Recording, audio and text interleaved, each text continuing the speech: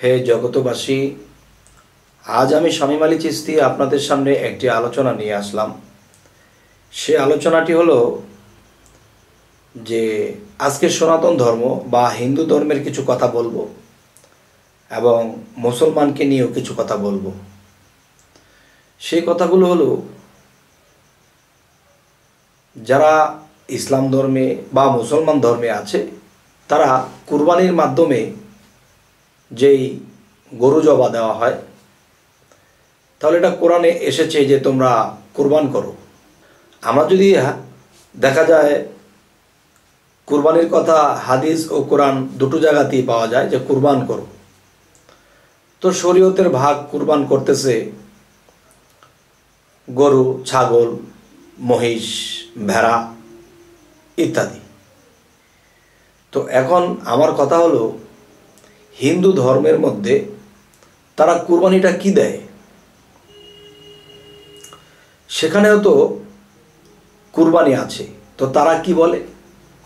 তারা বলে পাঠা বলি। তো হিন্দু ধর্মের লোকেরা যখন পাঠা বলি দেয়, তাহলে আমাদের মধ্যে আসছে কুরবানি। আর কুরবানির যদি আমরা অর্থ খুঁজি, তাহলে পাওয়া যায় যে কুরবানির শব্দের অর্থ ত্যাগ করে দেওয়া। আর সেই ত্যাগটা কি? সেই ত্যাগটা হলো যে আমার মানব দেহের ভিতরে পশুর স্বভাবগুলোকে ত্যাগ করা। আর ত্যাগেরই আরেক নাম হলো কুরবানি। এখন দেখা গেছে শরীয়তের ভাষায় ত্যাগ করতেছে বাহিরের পশুকে জবাই করে, কিন্তু আপনার আর আমার মধ্যে যে পশু রয়ে গেছে, পশুর স্বভাব রয়ে গেছে, এটাকে ত্যাগ করতে বলা হয়েছে, এটাকে কুরবান করতে বলা হয়েছে।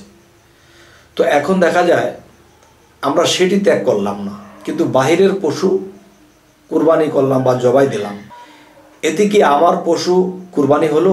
এতে কি আমার স্বভাব চরিত্র খারাপ, যে আমার মধ্যে যে পশুর স্বভাব আছে সেটি কি ত্যাগ করা হলো? হলো না। বরঞ্চ যখন আমরা সেই গরুর মাংসগুলো খেলাম, তখন কিন্তু আমাদের আরও 6 রিপু এবং 10 ইন্দ্রিয় শক্তি বেড়ে গেছে।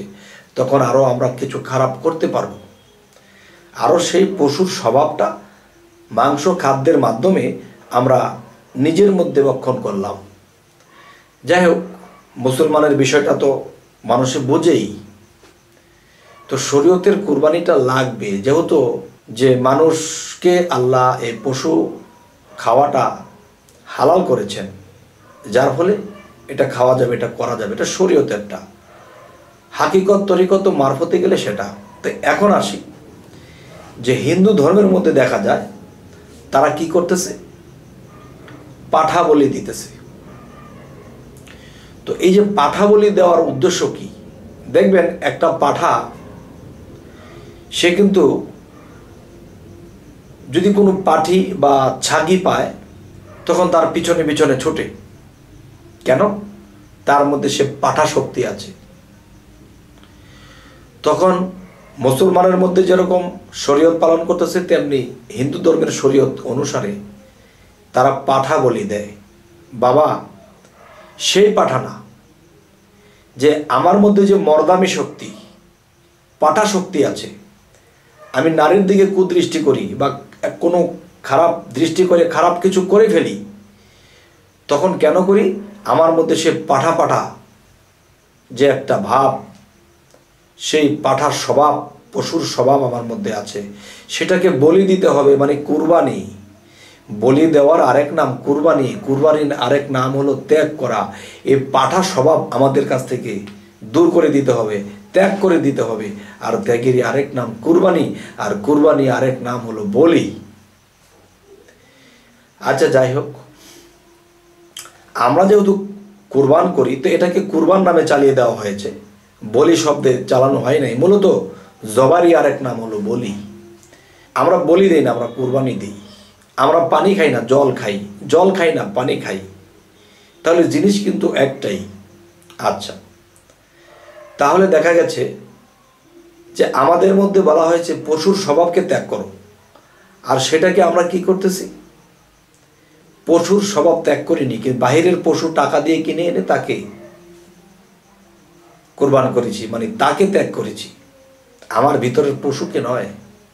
আর মূলত কোরবানের কথা কোরআনে আসছে যে তোমরা তোমার পশু কোরবান করো, তাহলে তোমার পশুর স্বভাব চরিত্রগুলো কোরবান করো, ত্যাগ করো। আচ্ছা, এই কথাগুলো অনেকেই জানে, তারপরও কেন বললাম? যারা জানে তো জানে, আর যারা না জানে তাদের কাছে এই কথাগুলো বললাম। তবে হে জগতবাসী, যে আমাদের মুসলমান ধর্মে যেরকম শরীয়তের লোক আছে, বাহিরের জিনিসটা বুঝতেছে, ভিতরের জিনিসটা বোঝে না, আজকে সেই যারা বাহিরে বোঝে ভিতরে বোঝে না তাদের জন্য আজকে এই আলোচনা। আর হিন্দু ধর্মের মধ্যে যারা বাহিরে পাঠা বলি করতেছে কিন্তু নিজের মধ্যে পাঠাই শক্তি রাখা আছে এবং মানুষের সাথে খারাপ আচরণ, খারাপ চরিত্র করা হচ্ছে, তখন তাদের জন্য আমার এই কথাগুলো। তবে আরও একটি কথা বলবো, যে মানুষ যদি আল্লাহকে লাভ করতে চায়, আল্লাহর গোলাম হতে, আল্লাহর বন্ধু হতে চায়, সে যেন এই স্বভাব চরিত্র দূর করে দেয়।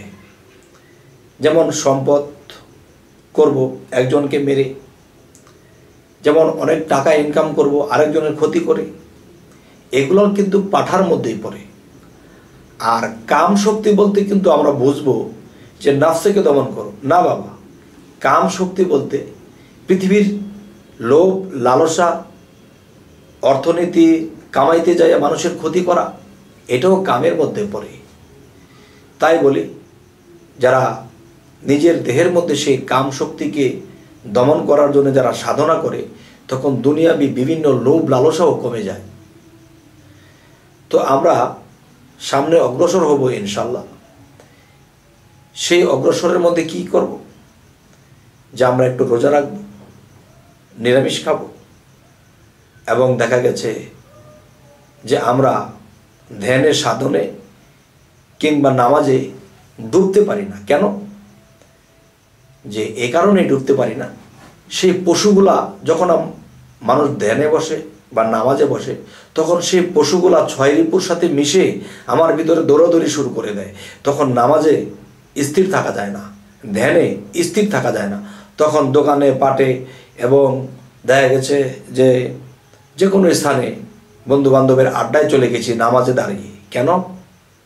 যে আমার মধ্যে সেই পশুর যে স্বভাব রয়ে গেছে, আমি এখনও সেই ধ্যান খেলে আমি নামাজ বা ধ্যান করতে পারি না। তো এই জন্য কিন্তু আল্লাহ বারবার বলেছে তোমরা কুরবান করো, কুরবান করো।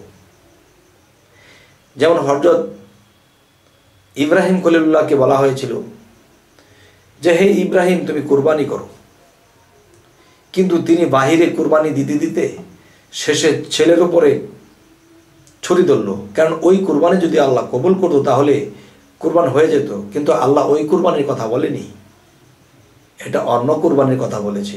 সেটা কি? সেটা আপনারা আমাকেই বলবেন। তবে হে জগৎবাসী, আজ এই কথাগুলো বলে রাখছি, সকলে ভালো থাকবেন। আমাদের আলোচনাগুলো যদি ভালো লাগে তো অবশ্যই সাবস্ক্রাইব করুন। আজ এ বলেই রাখবো। আল্লাহ হাফিজ।